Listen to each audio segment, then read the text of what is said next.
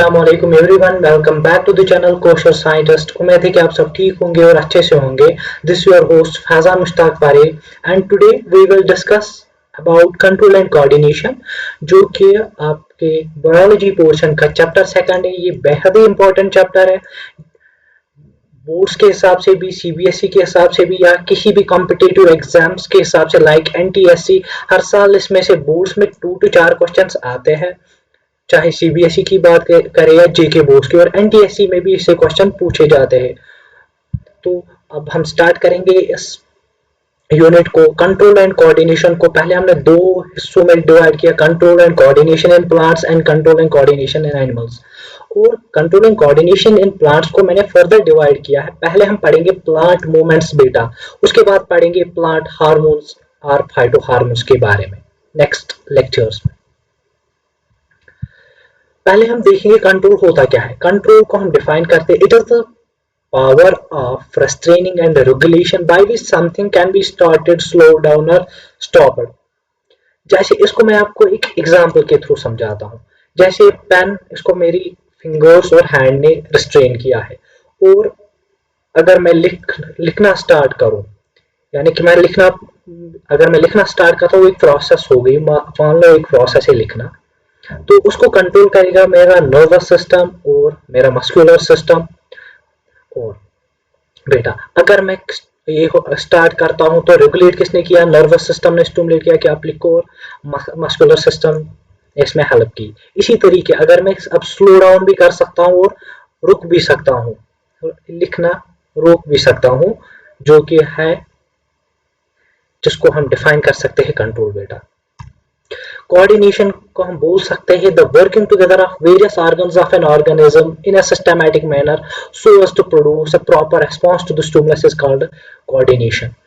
The working together, work करेंगे together बहुत सारे ऑर्गन्स एक ऑर्गेनिज्म के इन अ सिस्टमैटिक मैनर, ताकि एक प्रॉपर रिस्पांस हो टू द स्टिमुलस, उसको हम कोऑर्डिनेशन बोल सकते हैं। अब हम पढ़ेंगे control and coordination in plants. Plants में जो है मसला, इनमें नर्वस सिस्टम नहीं होता है, जैसे कि इंसान में ब्रेन और नर्वस सिस्टम होता है, प्लांट्स में ये सब नहीं होता है। तो एक ह्यूमन बीइंग पहले थिंक करता है, अगर स्टिमुलस मिलता है वो सोचता है, फिर एनालाइज करता है इंफॉर्मेशन को, और फिर उसको स्टोर करता है और रिस्पॉन्ड करता है। बट प्लांट्स में ऐसा नहीं है, इनमें नर्वस सिस्टम एब्सेंट है, इनमें है ही नहीं। तो ये रेस्पॉन्स कैसे दिखाते हैं? जो स्टिमुलाई हम बोलते हैं any change in the external environment to which an organism react और रेस्पॉन्ड। इसको एक रेस्पॉन्स कैसे दिखाते हैं? ये 2 तरीके के मूवमेंट से एक्सटर्नल स्टिमुलाई को रेस्पॉन्स दिखाते हैं। पहली हो गई मूवमेंट इंडिपेंडेंट ऑफ ग्रोथ, वो मूवमेंट जो कि ग्रोथ पे डिपेंड नहीं करती है, और दूसरी हो गई वो मूवमेंट जो ग्रोथ पे डिपेंड करती है। और दोनों जो मूवमेंट्स है उनको इफेक्ट करता है plant hormones, also called phyto hormones, वो इन मूवमेंट्स को इफेक्ट करता है। दस प्लांट्स में केमिकल कोऑर्डिनेशन, ये कैसे प्लांट हार्मोन्स अब इफेक्ट करता है? ये 2 तरीकों से कर सकता है। या तो ये करेगा बेटा, या तो ये ग्रोथ करेगा प्लांट की इफेक्ट, या तो ग्रोथ ऑफ प्लांट जो है वो इफेक्ट होगी। पहला काम करेगा ये ग्रोथ ऑफ प्लांट इफेक्ट करेगा, as a result plant part जो है मूवमेंट दिखाएगा। ये हो गया मूवमेंट डिपेंडेंट ऑन ग्रोथ। ये मैं इसकी एक्सप्लेनेशन दे रहा हूँ, ये कैसे असर करता है इसकी इस पे plant hormones. These hormones simply hormones या ये केमिकल सब्सटेंस कैसे इफेक्ट करते हैं स्टिमुलस के रेस्पॉन्स में, ये स्टिमुलस के कोई रेस्पॉन्स किस तरीके से दिखा सकते हैं। मूवमेंट जो dependent on growth of plant पे इफेक्ट कर रहा है plant hormone, as a result plant part movement दिखाएगा। दूसरा हो गया मूवमेंट इंडिपेंडेंट ऑफ ग्रोथ। इसमें क्या होता है कि सेल, ये मान लो एक सेल है, इसमें अमाउंट ऑफ वाटर या इंक्रीज या डिक्रीज होगा। इसमें वाटर या तो इंक्रीज होगा या डिक्रीज, यानी कि टर्गर चेंजेस करेगा सेल में। एज अ रिजल्ट या तो सेल, अगर टर्गर चेंज ऐसी आई कि सेल में ने ज्यादा इनटेक लिया वाटर का, तो सेल स्वेल होगी। इंक्रीज केस में अगर इंक्रीज हो गया वाटर तो सेल स्वेल होगी, अगर डिक्रीज हो गया वाटर तो सेल श्रिंक होगी। ये हो गया बेटा मूवमेंट इंडिपेंडेंट ऑफ ग्रोथ पे असर कैसे करता है प्लांट आहार में।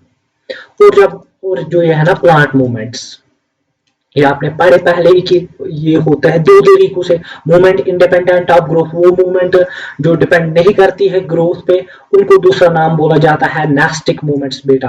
और जो मूवमेंट्स जो ड्यू टू ग्रोथ होती है उनको बेटा बोला जाता है ट्रॉपिक मूवमेंट्स और ट्रॉपिज्म। अब हम पढ़ेंगे these nastic movements are movements which are independent of growth. ये जो होता है ये nastic movements, these are non directional induced variation movements that occur due to turgor changes. पहला इंपॉर्टेंट पॉइंट, ये नॉन डायरेक्शनल होते हैं बेटा। क्या होते हैं? Non directional. और इनको कौन करता है इंड्यूस? ये बेटा जो है ना ये मूवमेंट्स, ये जो है ना ये मूवमेंट्स बेटा, ये तो एक ये जो है ना ये मूवमेंट्स बेटा कौन से वाले? Nastic movements. ये होते हैं non directional induced variations. Non directional किसी पर्टिकुलर डायरेक्शन में नहीं जाएंगे। और इनको इंड्यूस कौन करता है? Turgor change. वही या तो अमाउंट इंक्रीज होगा वाटर का या डिक्रीज होगा।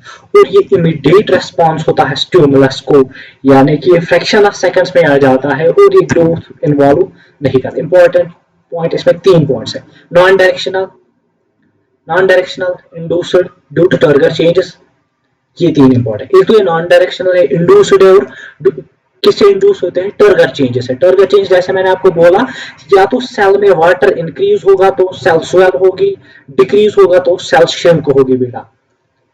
और ये इमीडिएट रेस्पॉन्स होता है स्टिमुलस को, और ये बेटा क्या आता है? With in a fraction of seconds, और इसमें ग्रोथ इन्वॉल्व नहीं होती। इसके 2 टाइप्स है further, seismonastic movements, nyctinastic movements.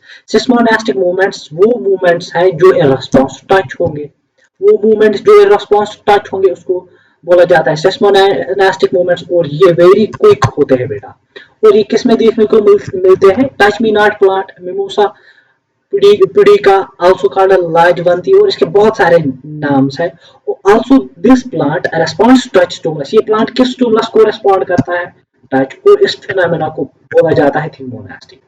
वो मूवमेंट्स जो होंगे इन रेस्पॉन्स टू टच वो बहुत फास्ट होते हैं, जैसे कि टच मी नॉट प्लांट में होता है। एज अ रिजल्ट जो है ये जो ये प्लांट है ये रेस्पॉन्ड करता है टच स्टिमुलस को, फिनोमेना को बोला जाता है थिग्मोनेस्टिक। होते क्या है बेटा, जो आप टच करोगे ना फ्लावर के लीव्स को, वो बेंड हो जाती है, जैसे लगता है कि वो टूट गई टच करने से। एक्चुअली उनमें यही होता है कि उनमें टर्गर चेंज आ जाती है तो टच करने से, इसलिए ये फिनोमेना दिखता है, वो रिस्पॉन्ड करते हैं। निक्टेनेस्टिक मूवमेंट्स, ये बेटा डायूरिनल वेरिएशंस है पोजीशन ऑफ फ्लावर लीव में।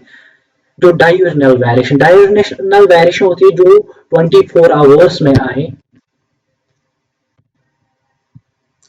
जो चेंजेस बेटा 24 आवर्स में आए डे एंड नाइट, जो चेंज आती है ना बेटा फ्लावर के पोजीशन या लीफ के पोजीशन में, उसको बोलते हैं निक्टेनेस्टिक मूवमेंट्स। इसको दूसरा नाम बोला जाता है स्लीप मूवमेंट्स। इसके बेटा फर्दर 2 टाइप्स है, photonastic and thermonastic. As the name indicates, photo means light, thermo means temperature. Photonastic movements तो आपको नाम से ही पता चल जाता है ये जो वेरिएशन है किस स्टिमुलस से इंड्यूस होती है। फोटोनेस्टिक मूवमेंट कॉज ऑफ वेरिएशन जो है ना बेटा लाइट स्टिमुलस है। लाइट इसमें एक्ट करता है स्टिमुलस। इसकी example best example dandelion flower. ये बेटा इसमें क्या होता है, ये फ्लावर सुबह जो ही रोशनी पड़ती है ना सूरज की, ये ओपन अप हो जाता है, और शाम को जो ही लाइट फेड हो जाती है तो ये बंद हो जाता है।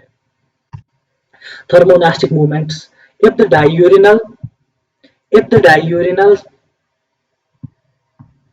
if the diurnal variations in the position of plant are caused by the change in temperature, अगर यही variations जो कि 24 hours में आएंगे किसी इस पोजीशन ऑफ प्लांट पार्ट के टेम्परेचर की वजह से, जो इसके सराउंडिंग्स का आसपास का टेम्परेचर है उसकी वजह से, ये जो नॉन डायरेक्शनल मूवमेंट ये बेटा कहलाती है थर्मोनेस्टिक movement.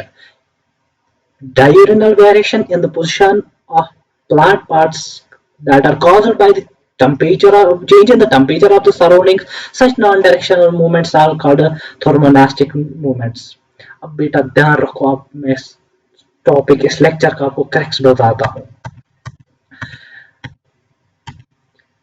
Control and coordination in plants में पहली इंपॉर्टेंट चीज जो याद रखनी है, इसमें नर्वस सिस्टम प्लांट्स लैग करते हैं इन स्टीड, वो जो रेस्पॉन्स दिखाते हैं ना स्टिमुलस को, वो दो तरह के मूवमेंट से दिखाते हैं। मूवमेंट पहली जो इंडिपेंडेंट ऑफ ग्रोथ, जो कि जिसका ग्रोथ पे जो ग्रोथ का जिस पे असर नहीं है जिस मूवमेंट पे, दूसरी मूवमेंट जो डिपेंड करती है ग्रोथ पे, और जो ये दोनों मूवमेंट्स इनको इफेक्ट करती है प्लांट हार्मोन्स।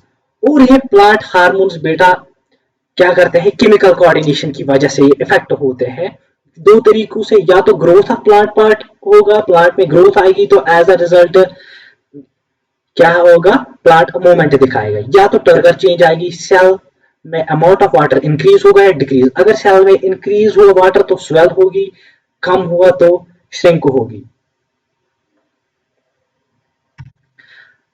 प्लांट मूवमेंट्स जैसे नास्टिक मूवमेंट्स पढ़े, ये नॉन डायरेक्शनल मूवमेंट्स है किसकी वजह से टर्गर चेंजेस इमीडिएट होती है to the stimulus immediate response. Seismonastic पढ़ा, सिस्मोनास्टिक मूवमेंट जो आकर होती है रिस्पांस टू टच, स्टिमुलस यहाँ पे टच होता है, इस फिनोमेना को आल्सो थिग्मोनास्टिक बोला जाए। ये इंपॉर्टेंट पार्ट है थिग्मोनास्टिक। और जो diagonal variations position of flower और लीव में आएगा 24 आवर, उनको नास्टिक मूवमेंट्स या स्लीप मूवमेंट, ये दो तरीके की होती है, फोटोनास्टिक मूवमेंट्स और थर्मोनास्टिक मूवमेंट्स। फोटोनास्टिक मूवमेंट्स में जो कॉज ऑफ वेरिएशन है ना, वो लाइट स्टिमुलस है। लाइट एक्ट करता है स्टिमुलस, डेंडेलियन फ्लावर एग्जांपल याद रखना।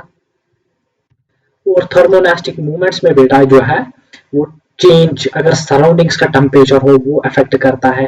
थैंक यू बेटा। Also subscribe the channel Kosher scientist. यहाँ पे आपको 10th के फिजिक्स, केमिस्ट्री और बायो और मैथमेटिक्स के रिलेटेड सब कुछ मटेरियल मिलेगा। और मटेरियल सिर्फ बोर्ड के लिए नहीं मिलेगा बेटा, आपको कॉम्पिटिटिव एग्जाम्स के बारे में भी पढ़ाया जाएगा। Do subscribe and share with your friends. Thank you.